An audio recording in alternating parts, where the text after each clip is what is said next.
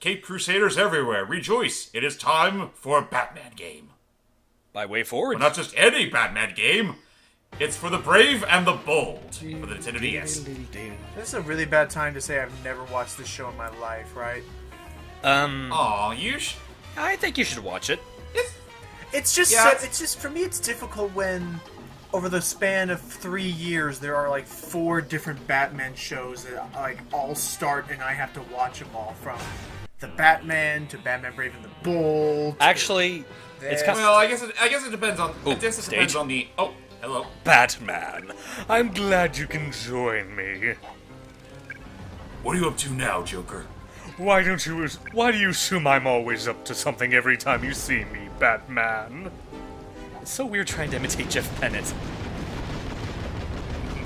Yes, he did voice the Joker in the show. Oops. I'm taking you in, Joker. Catch me if you can, Batman. Tootles. So yeah, here's Batman's abilities in the game, and there you go. So now we totally should be able to catch up to Joker who's just running on the ground, right? There you are, Batsy. Did you just learn how to jump? No, but I certainly I just learned how to use a batarang. Punch boots in the face. Robo beat him up. Half beat 'em up, half platformer, pretty much. Okay. If you want something that's a little more beat 'em up savvy, then play the Wii version. I'm surprised that, like, okay, because this is the thing. It's not like the. Oh, hang on. You and your nifty grapple gun. What would you do without it? Just to get Logan caught up to speed, the Brave and the Bold, as far as the show is concerned, was pretty much a complete homage to the Silver Age of DC. And also kind of helps And give... it shows. Yeah, it also is supposed to help give recognition to a lot of lesser-known superheroes. Characters like Blue Beetle, Booster Gold, Guy Gardner, stuff like that.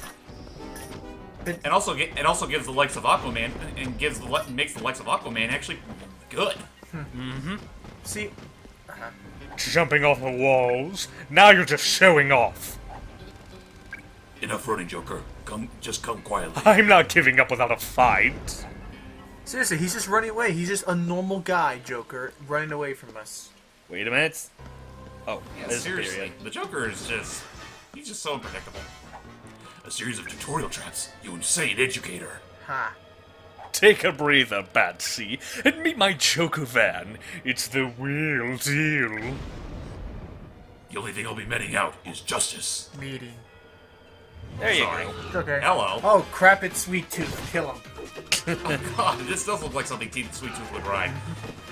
But yeah, this boss is pretty easy. But go figure, this is like the very start of the start of the game. I'm seeing a pattern with Wayforward and having the villains riding the giant vehicle with a face on it. True, I mean, we did have Risky's Revenge, where she was literally riding a giant ship neck. Yeah. Punch him in the face. Yeah. Okay, that should be course. enough. Just grab him out of the vehicle. And now he Or goes. he'll be And there he goes. See, Batman, this is what happens if you just punch the dude and not just grab and pull him out of the vehicle instead. Right, they pull out their fucking booster boots. Didn't think Joker was the kind to actually have one of those, but then again, he is such an unpredictable SOB. But yeah, as you're no doubt seeing, I'm playing the DS version of the Brave and the Bold, which has its own set of heroes you can play. You can play as aside from Batman, whereas in the Wii version, it has its own heroes as well, which you don't really play as in this version. Oh, and you can also view the detailed sprites that were made for the game. Quote unquote detailed. Well, about as detailed as a DS can give you. Well, I mean, that Joker one didn't look anything like the actual Brave and the Bold design, apparently. True, but then again, we think back to Pirate's Curse when some of the sprites don't really match up with their mugshots. Ooh, upgrades. True, classic Shantae had some odd sprite work. Yeah, especially with the good old senile old jerk that made us a princess. Oh yeah, and you can also input passwords for unlockable bonuses, but I don't really know any off the top of my head, so I just... Yeah. Accepted. Access denied, Batman. Crap. Wish I knew my bat code. Okay, in here? And you can also do challenges as well, but yet... But yeah, basically all you're seeing here is the stuff that you can find during the downtime throughout the stages while you're in the Batcave. Yay. And sorry if my vocabulary's a little.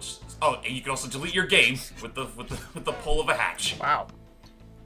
Well, there's Oh, Batmite. there's Batmite. Want to guess who voices him in the show? Let's see. Oh boy, DS Wireless Communications! Touch the search icon and find a Wii to connect to! Because yeah, the DS version actually has some Wii connectivity features as well. For what it's worth. So now that we're in our Batmobile, we have access to certain levels like Gotham City, Atlantis, Science Island, London, and the Dinosaur Islands. So just to answer Logan's... One of the lesser-known worlds to explore in Mario. Yeah, Pretty but to much. answer Logan's For this question... lookout, we're going to Atlantis, where we will fight Gorilla Grodd. Okay. But to answer Logan's question real quick, Batmite, just imagine if a stereotypical fanboy had the powers of a demigod. It's Aquaman! Man, old chum, Hey, Aquaman. nice of you to drop in. I traced Gorilla Grodd to this location. Have you seen him? Oh, so you're not here to see your old pal You Aquaman? Your wish. kingdom is likely in danger. We had better take it. Excellent! Aquaman never ignores the siren's call to adventure. And now we have an outrageous inclusion in the form of Aquaman. Who many the- people consider oh, to be okay. the kind of show stealer.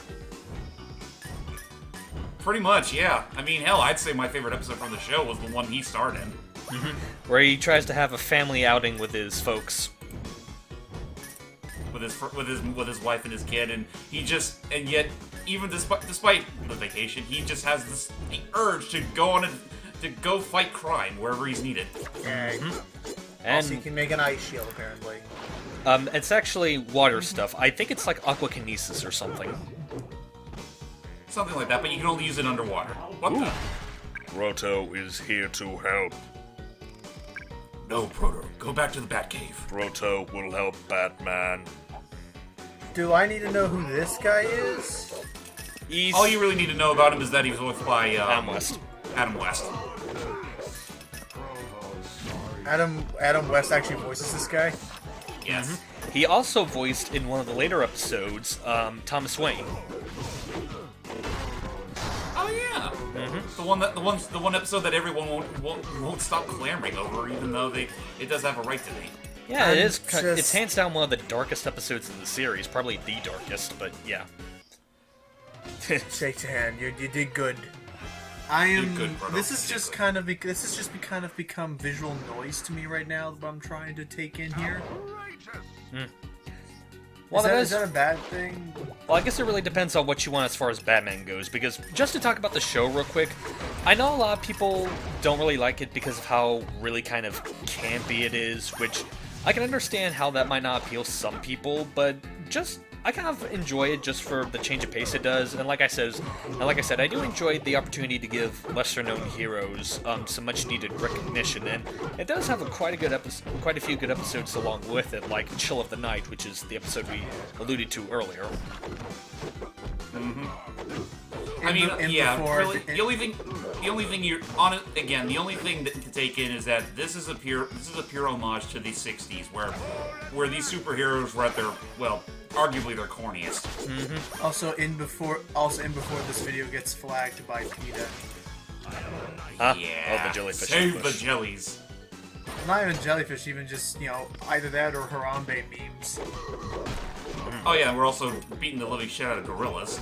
But they're evil gorillas, so Yeah. it's acceptable. You can tell by their backpacks.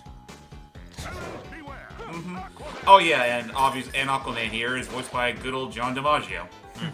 And that's partly the reason like why his- he's a you like his breakaway portrayal? character. It helps.